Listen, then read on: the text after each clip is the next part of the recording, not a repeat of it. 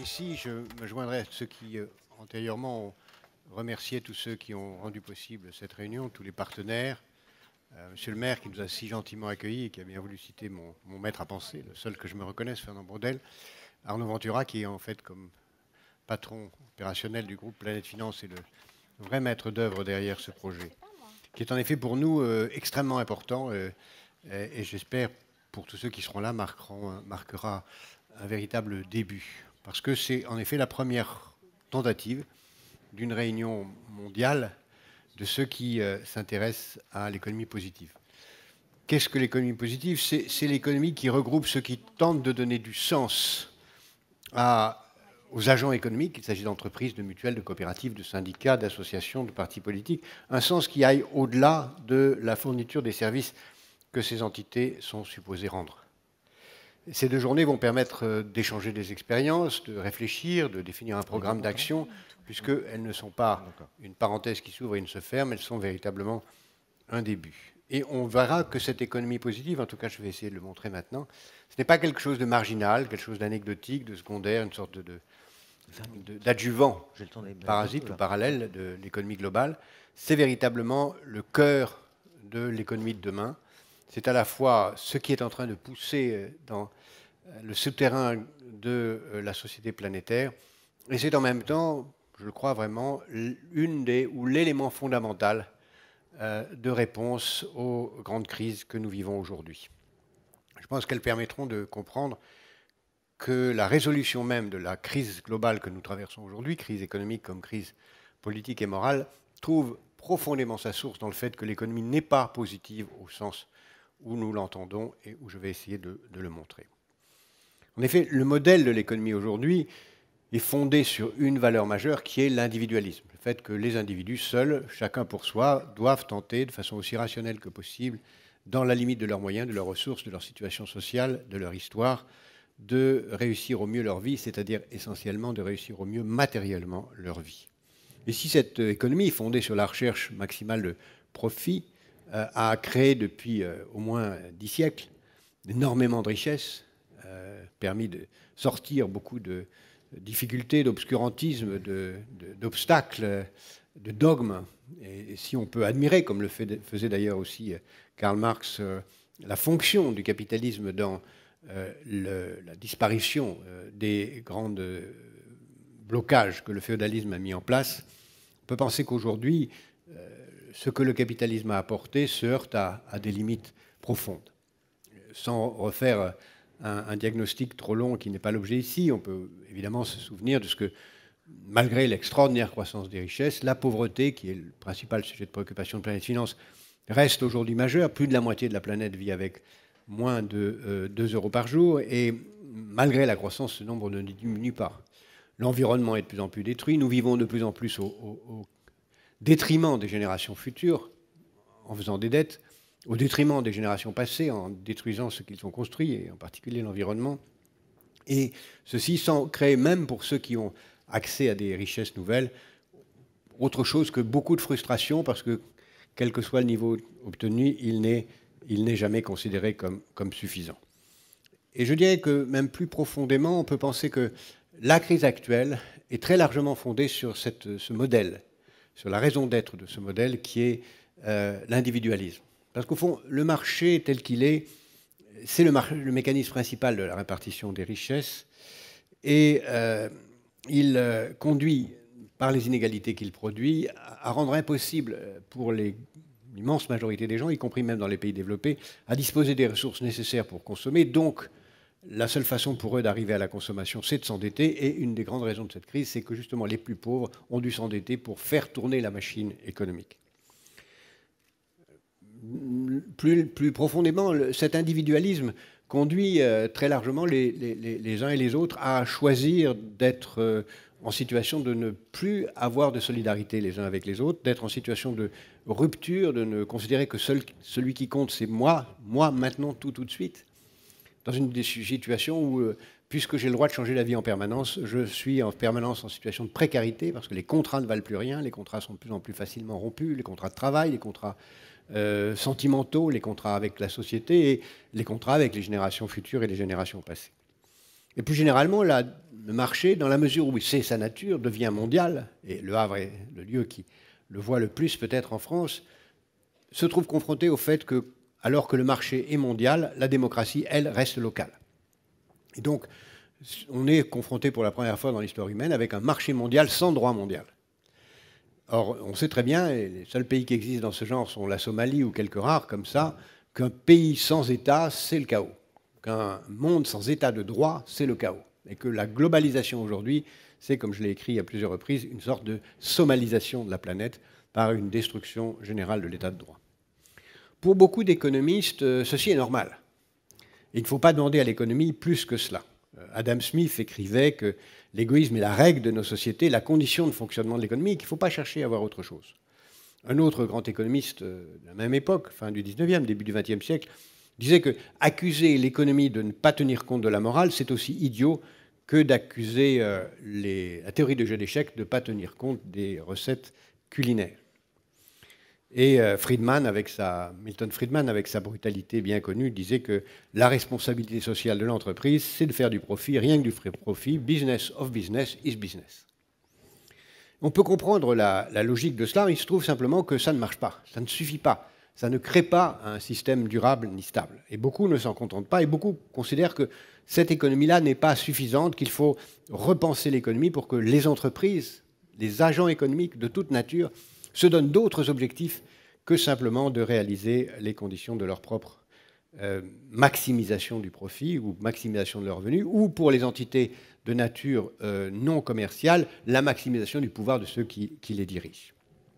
Et on voit apparaître de plus en plus, ou plutôt revenir, une très vieille idée qu'on trouve dans toutes les doctrines économiques, philosophiques, politiques anciennes, celle de l'altruisme. C'est l'idée qu'on retrouve dans beaucoup de philosophies africaines, indiennes, chez Platon, chez Aristote, dans la Bible, que le bien-être de chacun est très largement déterminé par le bien-être des autres. Le même Adam Smith, dont je disais tout à l'heure combien il était le parangon de l'économie de marché, avait écrit 2 ans avant d'écrire son célèbre livre sur la richesse des nations, un autre livre qui, à mon avis, est d'une modernité incroyable, c'est une théorie des sentiments, dans lequel il disait « Aussi égoïste que l'homme puisse être supposé, il y a évidemment certains principes dans sa nature qui le conduisent à s'intéresser à la fortune des autres et qui lui rendent nécessaire leur bonheur, quoiqu'il n'en retire rien d'autre que les plaisirs de les voir heureux. » Cette phrase est d'une importance considérable parce que je crois que c'est ça qui est en train de se jouer aujourd'hui, c'est de trouver dans le bonheur des autres une partie de notre satisfaction personnelle. Ce sentiment d'altruisme est aujourd'hui clairement présent, très largement parce que nous sommes dans un village, de plus en plus un village interdépendant. Nous savons que si les autres sont malades, nous risquons de l'être. Nous savons que si les autres sont pauvres, c'est un problème pour nous. Nous savons que si les autres sont sous les bombes, nous ne pouvons pas le tolérer.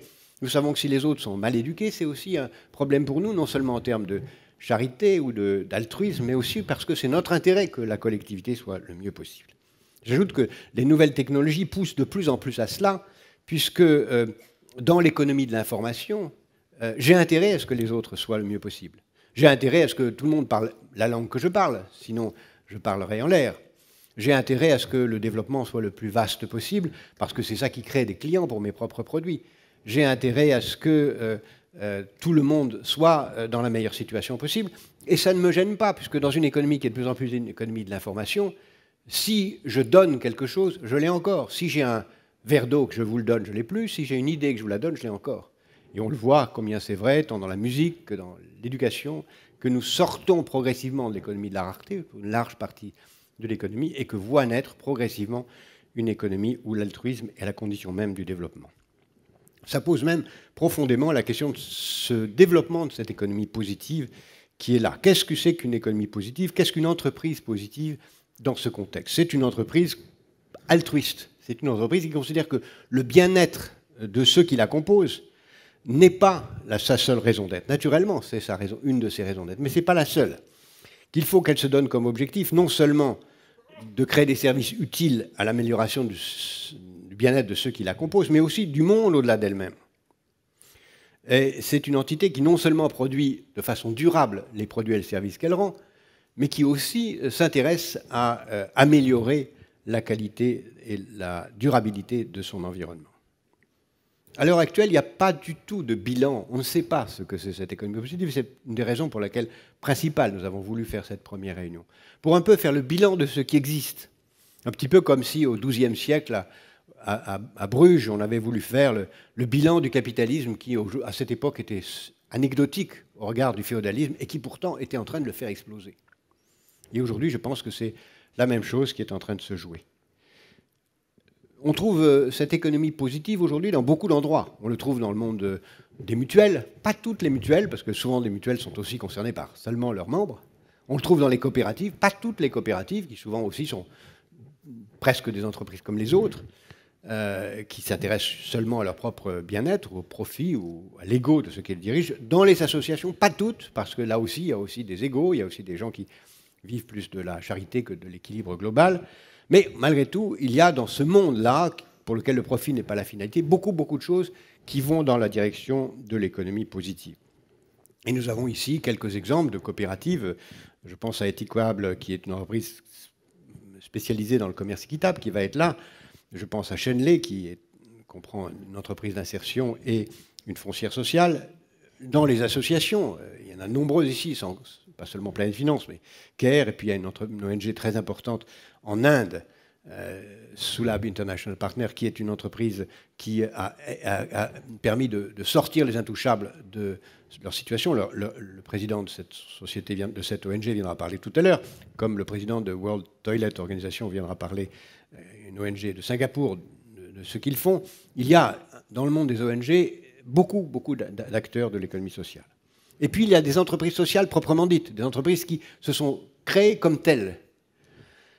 Sam Bason, qui est une entreprise qui fait à la fois travailler les Indiens d'Amazonie pour lutter contre la déforestation, comme une entreprise, qui est là aussi, Cool to Care, qui est aussi une entreprise qui soutient des familles ayant des enfants handicapés, Mosaïque RH, qui aide les jeunes des situations difficiles à avoir une égalité des chances. Je pourrais en citer d'autres, Fair Finance, qui en Angleterre fait beaucoup pour intégrer les jeunes des quartiers, des entreprises financières, des fonds éthiques comme celui de Responsabilité en Suisse, des structures juridiques nouvelles comme ce qu'on appelle les Social Impact Bonds, qui sont des structures juridiques qui permettent d'avoir des financements spécifiques pour ces activités. Énormément de choses sont en train de se développer, mais qui naturellement sont marginales au regard de ce qu'est aujourd'hui l'économie mondiale. La microfinance, évidemment, Planète Finance en est un des acteurs, joue un rôle particulièrement important puisqu'elle finance très largement ce secteur. Et puis Ashoka en est un autre exemple dans la mesure où il rassemble un certain nombre de ces activités. Et il ne faut pas oublier, parmi les plus importants, les entreprises elles-mêmes, qui, dans beaucoup de cas, et je pense en particulier à Suez, à Renault ou à Lilly, qui sont, pour citer ceux qui sont là, et qui sont en particulier des partenaires de Planète Finance, et Gérard Mestralet a la gentillesse de s'exprimer tout à l'heure, jouent un rôle très important, non seulement parce qu'elles ont une activité de responsabilité sociale d'entreprise qui leur permet d'aider le reste de l'économie positive à fonctionner, mais parce que dans leur activité interne, elles cherchent premièrement à ne pas nuire à l'environnement et à l'environnement social et matériel, mais aussi à l'améliorer, soit par leurs activités internes, soit par leurs financements externes. Et puis il ne faut pas oublier non plus les acteurs majeurs de la démocratie, les syndicats et les partis politiques, Jacques Chirac nous en parlera, qui ont un rôle considérable à jouer parce qu'elles-mêmes sont des entreprises qui ont vocation à être positives, à être des acteurs du changement ensemble. Ce que je vous propose que nous fassions ensemble, ce que je vous propose que nous commencions à réfléchir au cours de ces 2 jours, c'est de lancer 6 programmes d'action, 6 projets. Le premier, c'est de réfléchir à ce que peut être la théorie de l'économie positive. Et je crois que l'économie positive, dont j'ai tracé les premiers traits ici, mérite une théorie économique. Nous entendrons des économistes en parler tout à l'heure. Mais je crois que cette théorie est fondamentale, parce que derrière tout homme politique, il y a une théorie. Qu'il le sache ou pas, même s'il ne l'a pas lue, elle existe. Et je pense que les 4 grands chantiers de la théorie de l'économie positive, aujourd'hui, doivent être, premièrement, de définir des critères précis et quantifiables, mesurant le caractère positif d'une entité économique, les paramètres qui permettent de savoir si oui ou non il influe de façon positive sur l'environnement social, matériel et humain. Deuxièmement, de démontrer ce que j'ai essayé d'esquisser tout à l'heure, c'est-à-dire qu'une entreprise peut mieux satisfaire ses propres exigences de survie si elle est positive. C'est-à-dire si elle ne se donne pas comme objectif son seul profit, parce que si on se donne comme objectif son seul profit, on est en situation suicidaire, et je pense que c'est important de le démontrer. Troisièmement, de démontrer qu'une telle entreprise participe à créer les conditions de l'équilibre de l'économie globale et la durabilité globale, et pas seulement sa propre durabilité. Et quatrièmement, de définir quel peut être, dans une économie positive, le rôle du droit et de l'État pour créer les conditions que l'économie puisse s'orienter progressivement vers l'économie positive. Théoriser, c'est donc notre premier chantier. Deuxième chantier, partager les bonnes pratiques. Nous sommes là pour ça, et je voudrais qu'au-delà de Pensée de jour, vous croisiez, vous rencontriez, nous discutions ensemble, nous sachions quelles sont les meilleures façons de faire de l'économie positive, quelles sont les erreurs, les échecs, et que nous puissions en discuter. C'est d'ailleurs pour ça que nous avons ouvert une chaîne de télévision dédiée, Arnaud Ventura a parlé tout à l'heure, Eco Plus TV, qui retransmet en direct tout ce que nous faisons aujourd'hui, qui a vocation à durer définitivement pour être le lieu d'échange et de partage et de témoignage de vos propres expériences à l'échelle du monde. Le troisième chantier, je voudrais que nous mettions en place, nous aidions à réfléchir aux moyens de mesurer l'impact.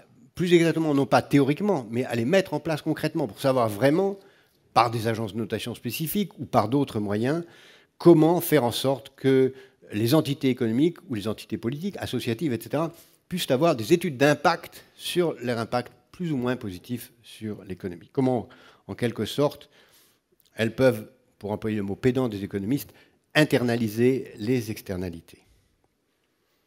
Et puis, quatrième chantier, il faudra utiliser ces indicateurs non seulement pour mesurer, mais pour donner des incitations financières ou fiscales aux entreprises. Il faut qu'il soit plus facile de financer une entreprise ou une association ou une ONG ou un syndicat qui s'oriente vers l'économie positive qu'une activité qui ne s'en préoccupe pas. Cinquième chantier, un peu parallèle, mais qui pour moi est très important, c'est de dénoncer les récupérations. Parce qu'il faut bien prendre conscience qu'il y a des entreprises, des hommes politiques, des syndicats, naturellement aucun de ceux qui est dans cette salle, sinon ils ne seraient pas là, qui utilisent le caractère positif, la responsabilité sociale, comme un moyen de publicité. Et qui savent bien, de façon très cynique, qu'on est beaucoup plus visible avec une action de responsabilité sociale et que, paradoxalement, ça coûte moins cher qu'une campagne de pub. Et donc, il faut faire très attention à ce que l'économie non positive ne récupère pas, n'avale pas, ne cannibalise pas l'économie positive pour en faire simplement un sujet, un moyen de son propre développement. Et il faudra être là-dessus extrêmement vigilant.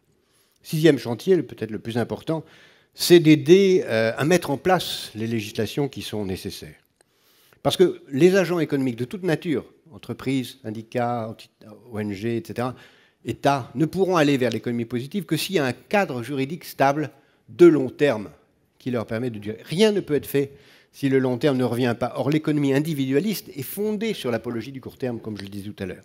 Seul le droit peut recréer les conditions du long terme qui permet d'orienter sans craindre les conséquences de sanctions à court terme des marchés, cours de bourse ou des sondages d'opinion, une telle orientation. Et c'est le droit qui recrée le long terme, à condition que le droit soit stable. Je donne juste 3 exemples du droit sur lequel il faut réfléchir. Le droit financier.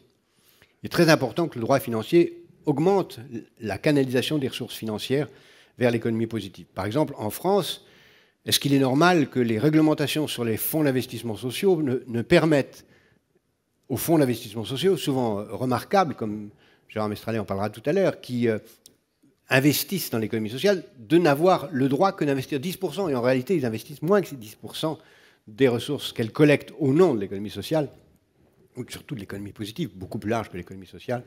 Est-ce qu'il ne faudrait pas le changer?